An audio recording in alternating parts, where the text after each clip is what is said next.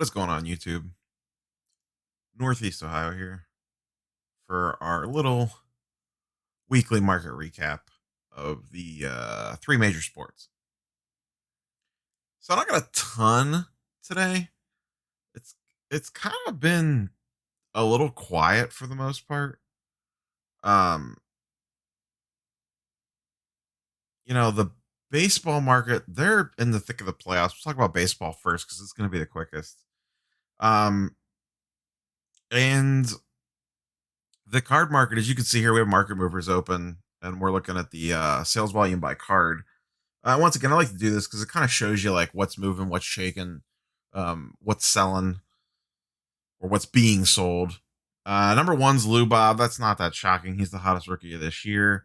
But what's I don't know, it's surprising because we kind of saw the same thing in the NBA as the season began to wind down and there was less and less teams. The sell off started happening kind of early almost, and that seems to be the case.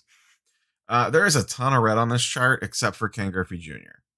So you people that like the old legends and the old all stars and the Hall of Famers and whatnot, this is data to back up your guys' claims for that. Um, but you can see Griffey Jr. upper deck, good old Griffey Jr. Remember chasing that thing as a kid, is the only thing going up at the top of this chart. And even the sales volume is very low on this chart. The top card is Lou Bob at 101, then 82.64, and then we drop down into the 60s and 50s very quickly. And as I scroll down here, once again, we have another junior. Last week, a bunch of juniors were going up. We have Acuna going up and a couple different cards of his going up, but the rest is all red. We're not going to get individual cards or individual charts, but you can see a lot of red on here. Once again, we got a little green, Griffey Jr. So, yeah, the baseball market is in full, once again, Griffey Jr. Is in full regression, which I guess is normal since the season's winding down. But I don't know. Of the top selling cards, with them all going down, basically, is I don't know, alarming is not the right word, but the baseball market is definitely not leveled off. We don't spend a ton of time talking about baseball here, but we are going to see this trend continue across some of the other sports as well. Up next, football. We talked about Prism pre-order prices before for hobby boxes being $950, and those sold out fairly quickly, and blow out most of the majors up them to over 1,000. You could see here this one's just over $1,000. And what I wanted to say about this is I don't think the football market is built to sustain this level of prices when it comes to sealed wax. Um, the NBA market is, or at least was, but the football market is not the NBA market. Football is a US based sport, does not have a ton of overseas appeal, whereas the NBA is the exact opposite. Um, and this feels like NBA product level pricing. $1,000 out the door for a hobby box of football. I don't remember what football Prism Hobby sold for last year at the get, but I feel like it was a few $100, not 1,000. I am going to be very curious how these wax prices play out. A lot of it is probably going to be determined by how well the three big quarterbacks continue to play. Two is obviously not playing yet. Burrow's playing well, but they can't win. Herbert is the one that's come out of nowhere to also play extremely well. Once again, hasn't won either, but has looked good. And we'll get into some individual card prices here in a second. But I just think the market cannot bear $1,000 Prism football hobby box. Um, I'm going to be very curious to see where this goes. To me, this seems way too expensive. And like I said, I just don't think this football market's built for this. Let's hop over to the football sales charts. Football is by far the hottest of the three sports in regards to sales volume. And once again, that's because there are new products releasing, and those products are getting ripped, and singles are getting sold. So, Mosaic, Donruss, etc., continue to be on top of the charts. Mosaic and Donruss, for the most part, continue to trend down, though the drops are much smaller.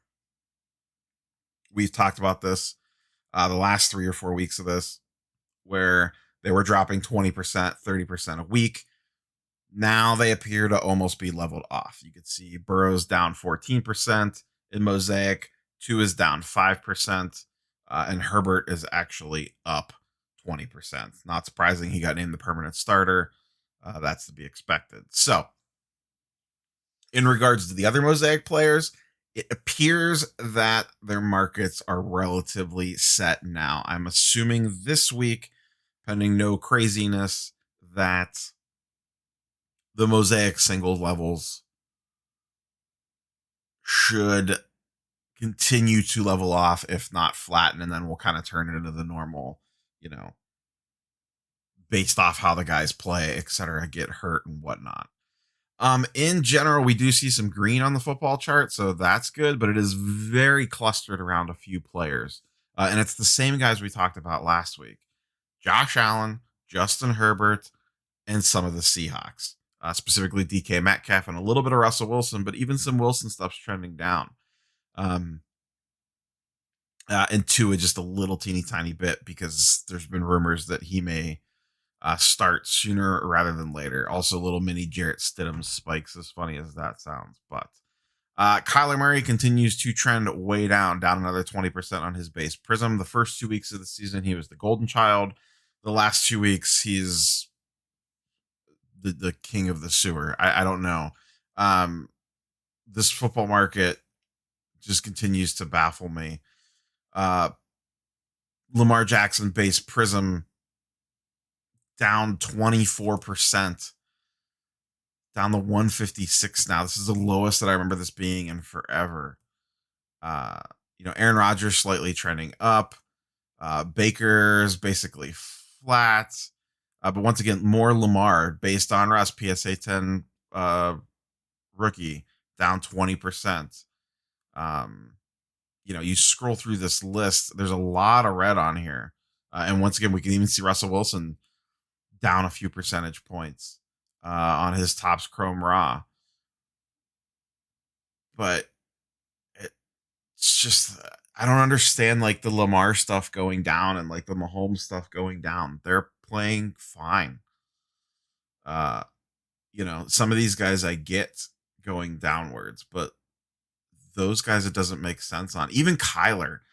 I'm shocked at this Kyler drop. Like, look at this. His PSA 10 Prism is down 34%.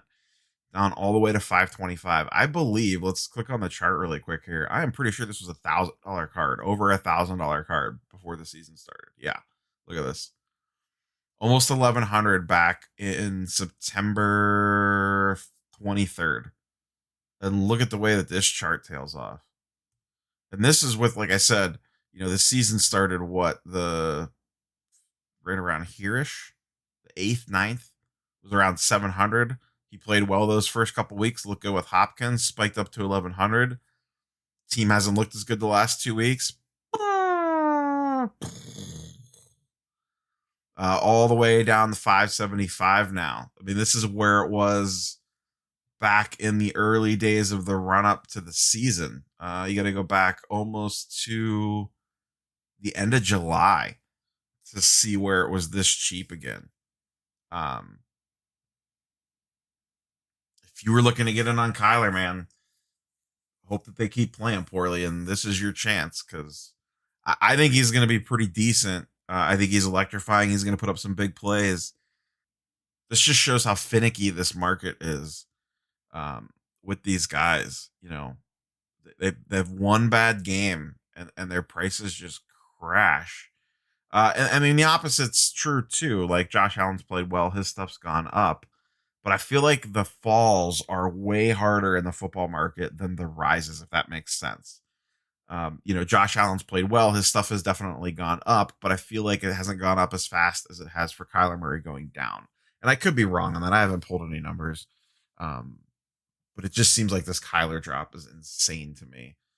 Let's leave this football craziness. And before we leave football, and I don't know how much of this is, you know, the whole NBA thing, people were blaming the NBA market going down based off of the social justice stuff and all that. And there's been a ton of articles the last couple weeks basically debunking that. It's, there's a myriad of factors why their ratings are down. And a lot of sports ratings are down right now because you have so much overlap. There are more things on right now in the sports uh, world than there ever is at a given time because of all the seasons getting screwed up. I don't know if it's just the fear of the injury that people saw those first couple weeks or a combination of that plus all the pandemic concerns that have really cropped up the last 2 weeks. I mean, if you guys are in season long, even if you're not big in the football market, if you're in season long football leagues, it's been a mess trying to deal with it. Um, you know, the one league I'm in, my commissioner, there's like daily pandemic updates in regarding to how we're handling the week for that week. It's crazy. So I don't know if it's fear of that or just the general economic state of the world.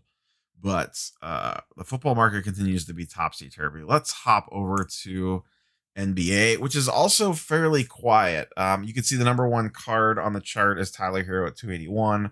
Least surprising thing ever, as he's been extremely trendy as this Heat playoff run has gone on. We will see if they win tonight to force a game 7.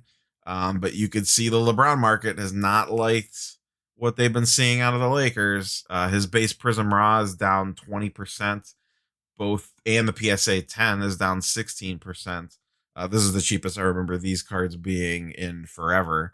And that's crazy considering they're one game away from him being a champion and he's in his Lakers rookie. What the hell? This is supposed to be the moment for this card and it's going down. Um, I thought that card was extremely overinflated to begin with, and I preached for weeks in the early days of the playoffs to sell them if you had them, or at least sell off a good portion of them. If you had LeBron Lakers stuff, do not wait till the end. This is just a very good example for most of the stuff in my thought process on this. We'll use the LeBron Lakers jersey stuff as a proxy for this. Everyone and their brother is thinking the same thing. Let me wait for them to win the title. Then I'm going to list all my LeBron Lakers stuff. It's going to be great. I'm going to sell it for the most money possible. This is going to be perfect. Well, guess what? You and every other jamoke are thinking the same exact thing, and they're hoarding their stuff. And then what happens? Say they win tomorrow night. Every freaking Facebook group and Discord and IG and whatever else is going to be filled with pictures of LeBron's Lakers stuff for sale. And AD. We'll throw AD into the mix as well. So the market gets flooded with this stuff. And yeah, maybe some stuff sells at the peak. Maybe if you have some really premium, like a PSA 10 limited number or a shorter print version of his Prism, whatever. Maybe that's when you max the value out on that card. But on this base stuff where there's thousands upon thousands of these cards, they're all going to hit the market at once tomorrow night or the night after, or whatever, if they end up winning.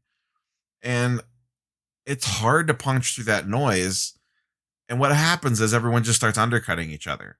Because here's the thing. No one wants to hold this LeBron Lakers stuff during the offseason for the next 5 months or whatever the offseason's going to be. So then everyone just starts undercutting the prices and then the prices just drop. The same exact thing happened in the football market last year. Patrick Mahomes won the Super Bowl and his prices went lower. His prices actually peaked in the AFC Championship game or right after the AFC Championship game. Just keep that in mind when you're hoarding this stuff for these key things to happen. There's two things can happen. One, the key thing might not happen. They may not win. Maybe the Heat pull off these last two and they come back and the Lakers blow a 3-1 lead. Wouldn't be the last time LeBron was in a 3-1 lead. This one would be reversed and you would probably never hear the end of it. But that stuff happens. The 16 Cavs proved it. And then the other thing that happens is what I just described. Everyone else is hoarding this stuff to sell it all at the same time as you. So I tend to like to preach sell this stuff ahead of time. You know, sell it in the lead up. Yeah, maybe you don't max every single penny out of that, but it's better off than dealing with the post where you're scrambling with everyone else trying to move this inventory. Um, so that's the moral of that story. Sorry to go on a little tangent slash rant there, but I see people talk about this all the time, and I think it's one of the bigger mistakes people make in the hobby. It takes time to sell this stuff, so you need to start trying to sell it early and lock in the profit. Don't get cute and try to max it out because more often than not, it'll just burn you in the ass. So let's continue down this list because it is mostly a bunch of red. Now, the swings are a little less. Tyler Hero's going down. He's the one that's probably taken one of the biggest hits on the week. On some of his stuff, his raw is basically down 10%. His prisms, I'm sorry, his PSA 10 is down about 30%. But you could see some things are slowly starting to level off. Jaw Luminance, which was trending down, is now starting to trend up. To me, at 20-ish bucks a card, this wouldn't be a bad one to pick up and get him graded. This is the one with him missing the dunk over Kevin Love. I could see this becoming an iconic card for him if his market explodes next season, which I personally think it's going to. I really like Ja. Once again, as we scroll down this list, you could see still some price movements, but they're a lot smaller on some of these guys. Here's Zion Prism base PSA 10 trending down, but only 3% down. And we've been talking about this for a while. A lot of this key stuff is starting to level off. Ja Prism, this is a PSA 9, 1.4% down. Kobe White down 5%. Ja Morant, Mosaic Raw down 6%. And you can actually see Ja Base Prism Raw up 20%. RJ Barrett Prism Raw up 11%. So certain guys are starting to trend the other direction now. We're starting to see it. Sorry, I'm having trouble hearing you. Why, thank you, Siri, for that interruption. Like I was saying, you could see things are slowly starting to pick up in the other direction as people are beginning to creep into buy mode for the NBA. I think I've said this multiple times before, so for those of you that watch all the time, I'm going to be repeating myself here a little bit. I think we stay in this relatively flat slash downward, very slightly downward trending market with some people spiking up until we get to the official NBA offseason, which we don't really know when that is yet still. My guess, as I've said multiple times before, be right after Thanksgiving. And I think that'll be when things kick off for prices to start to climb back up again. Not everything, but things will start to slowly keep creeping back up. Then once we have a firm date for when next season's going to start, et cetera, that's when things are really going to take off. And I firmly believe next season could be anywhere from MLK Day to Easter. I don't know when Easter is next year, but I think January, very late January, February, and March are in play for the season to start. I could see it coming back in any one of those 3 months. Originally, I was saying opening night MLK Day. I don't think that's going to happen anymore. I don't think they're going to be ready. They are going to wait to see how the pandemic plays out and to see if they can get fans and stands, how the election plays out, how vaccine plays out. There's a ton of things in play. But ideally, they want some sort of fan-based revenue. If the pandemic flares up again, like a lot of people are saying in the fall and the winter, that could push them back starting even later. I don't think they want to go back into the bubble to start. Maybe they would play 3 weeks in the bubble to get the season started, pull everybody out, and then return back to arenas or something like that. So, but we'll see what happens with that. Keep an eye on, Woj tweets and whatnot for him to break that news. So that's all I have for you guys today. If you have any questions or comments, leave them down below. If you want to check out Market Movers, the tool that I use in pretty much all my videos, the link to that is in the description below. They just announced new pricing models to make it a little bit more split it into a more light version that's half the price of what the full version is. What you see me use on here are the full versions.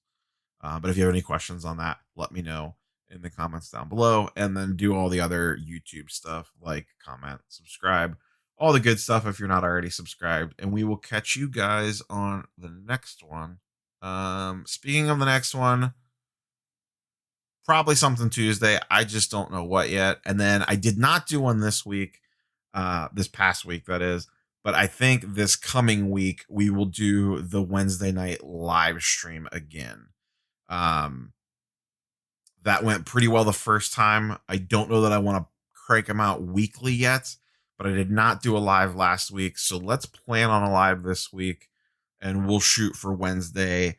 Let's say time to be determined, because I think that would be game 7. And either way, I probably wouldn't start that late anyway. But we'll probably say Wednesday at around 7 Eastern, we'll do a live. The last one went for about an hour. And if you guys missed that one, you can find it in the feed. But it's essentially, I started the show off kind of just going over some general stuff. I forget. I think we started talking about football. And then I basically let chat lead us to wherever we went to next. We bounced around to a bunch of different topics. I answered a bunch of questions. We looked some stuff up on market movers, the whole 9 yards. So, yeah, let's plan on a live this week on Wednesday. I just decided. So it shall be. But we will catch you guys on probably another video in between now and the live. And then yeah. So we'll probably this on Sunday morning, another video on Tuesday, and then we'll do a live Wednesday night. That's the plan for the next couple days. So we will catch you guys later. Have a good start to your week, assuming you're watching this when it drops. Go Browns. And we'll catch you guys on the next one. Peace.